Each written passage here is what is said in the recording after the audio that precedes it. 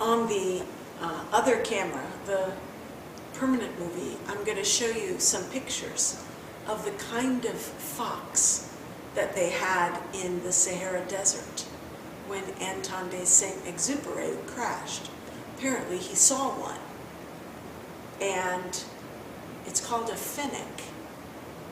And the pictures in The Little Prince look a lot like this fox from the Sahara Desert.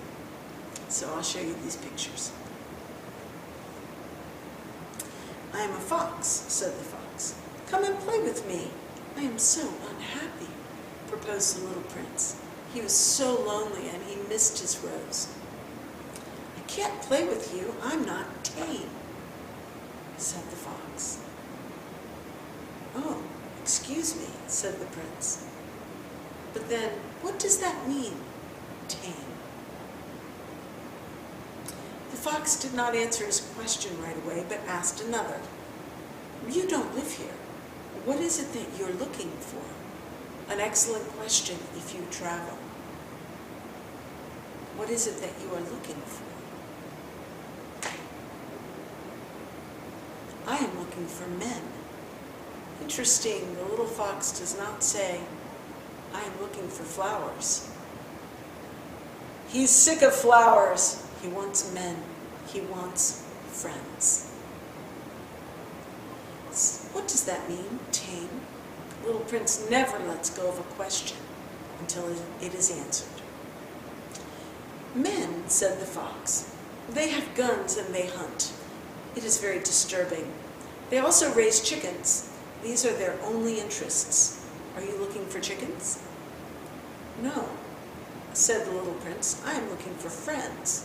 What does that mean, tame? Notice the fox is narrow, just like the flower was.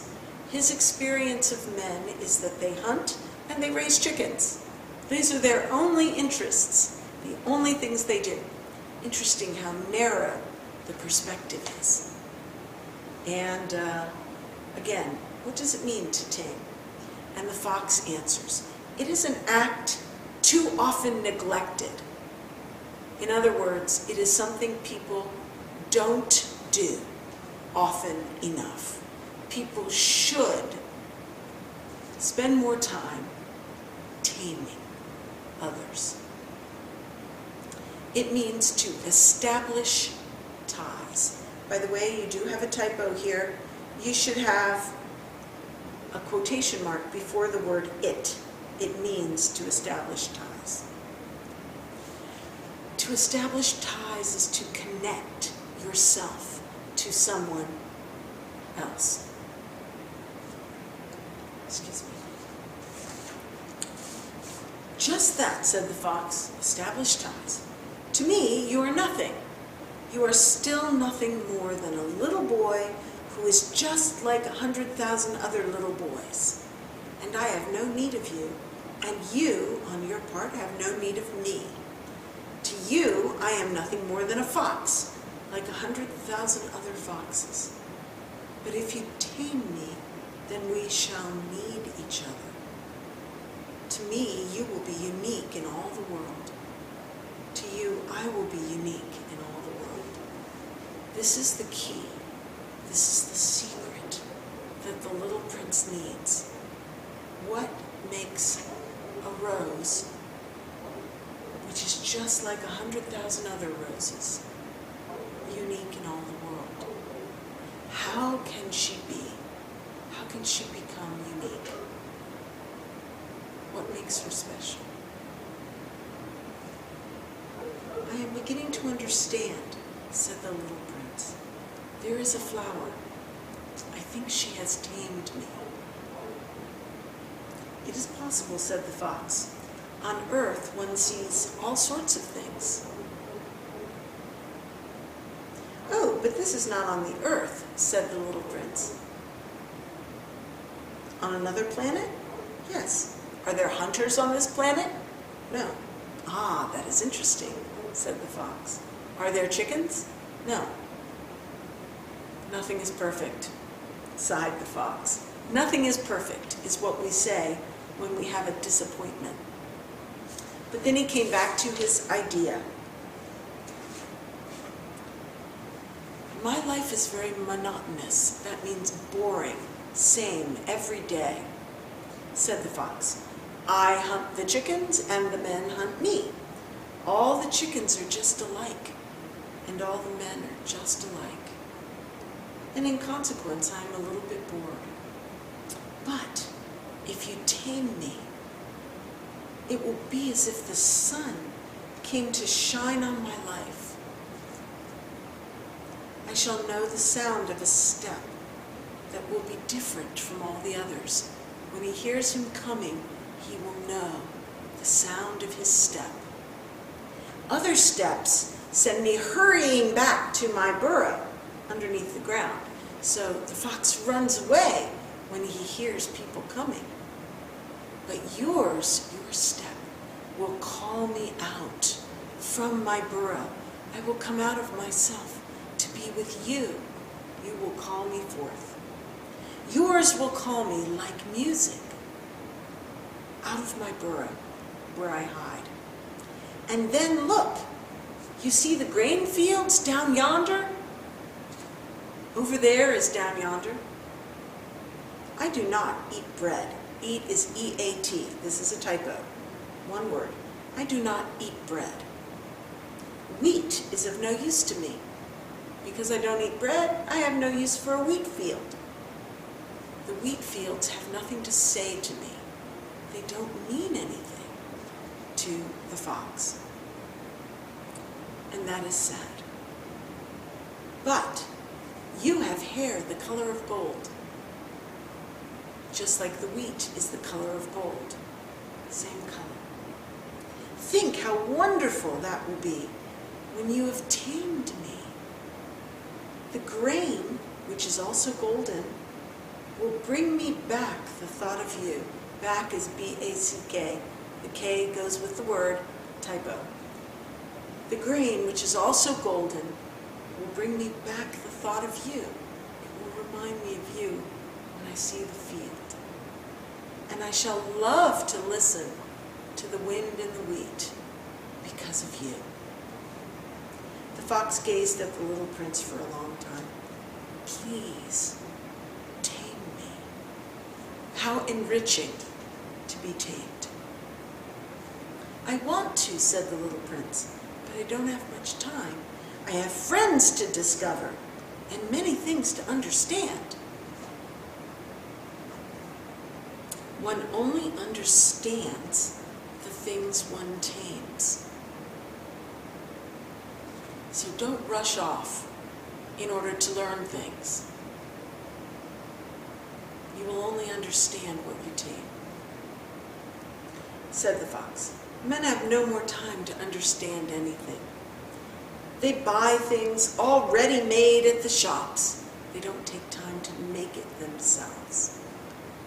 But there is no shop anywhere where one can buy friendship ready-made. And so men have no friends anymore. If you want a friend, tame me. Ready-made friendship. If you want a friend, tame me. What must I do to tame you? Asked the little prince. You must be very patient. It takes time. First, you will sit down at a little distance from me, like that, in the grass. Just sit. And I shall look at you out of the corner of my eye, and you will say nothing. Words are the source of misunderstandings. Actions speak louder than words. That's a phrase in English. But you will sit a little closer to me every day. So it takes days. The next day, the little prince came back. It would have been better to come back at the same hour, same time, said the fox. If, for example, you come at 4 o'clock in the afternoon, then at 3 o'clock I shall begin to be happy.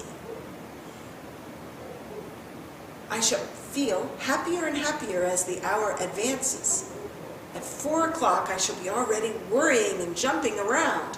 I shall show you how happy I am.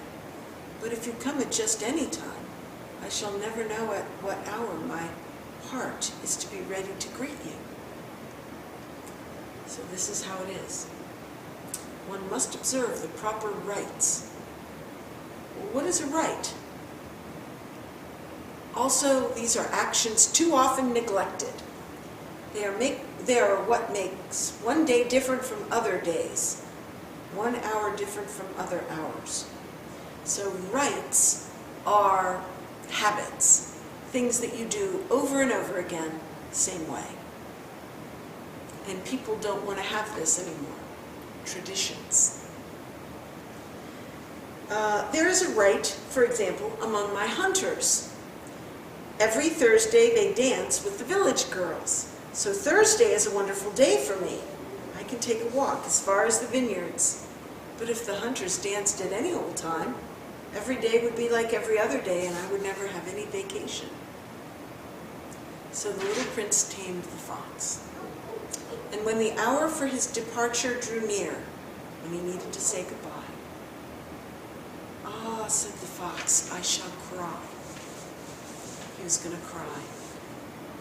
"It's your own fault," said the little prince. "I never wished you any sort of harm, but you wanted me to tame you." "Yes, that is so," said the fox. "But now you're going to cry," said the prince. "Yes, that's so," said the fox. "Then it's done you no good at all." "It has done me good," said the fox, "because of the color of the wheat fields.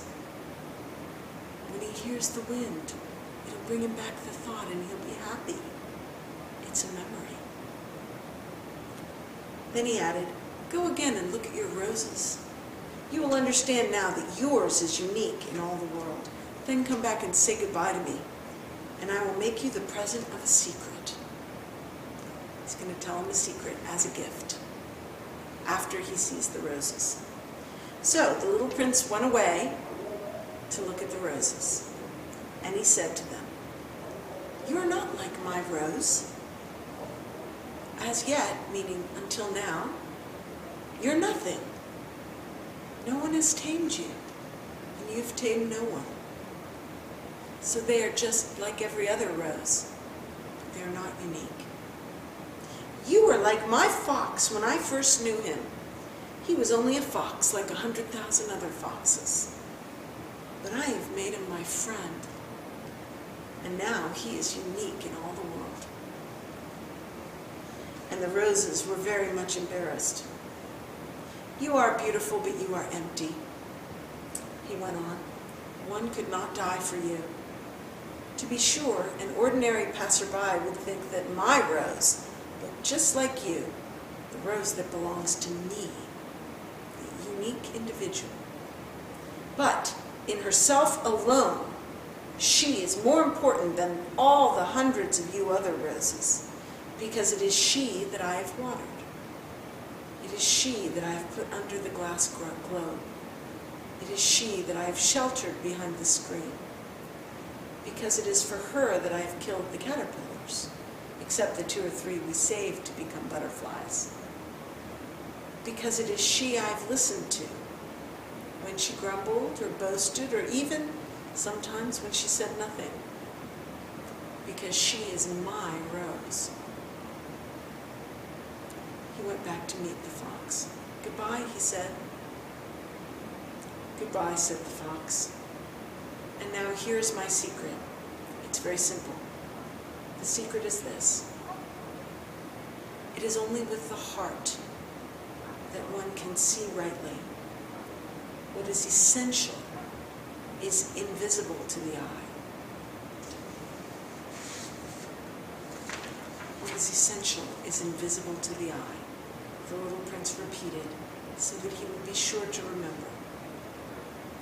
"It is the time you have wasted for your rose that makes your rose important. It is the time I've wasted for my rose," said the prince, so that he would be sure to remember. "Men have forgotten this truth," said the fox, But you must not forget it. You become responsible forever for what you have tamed. You're responsible for your rose. I am responsible for my rose. The little prince repeated, so that he would be sure to remember.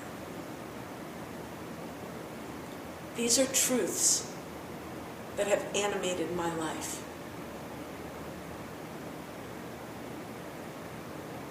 I've meditated on them deeply. I hope you will too. See you next week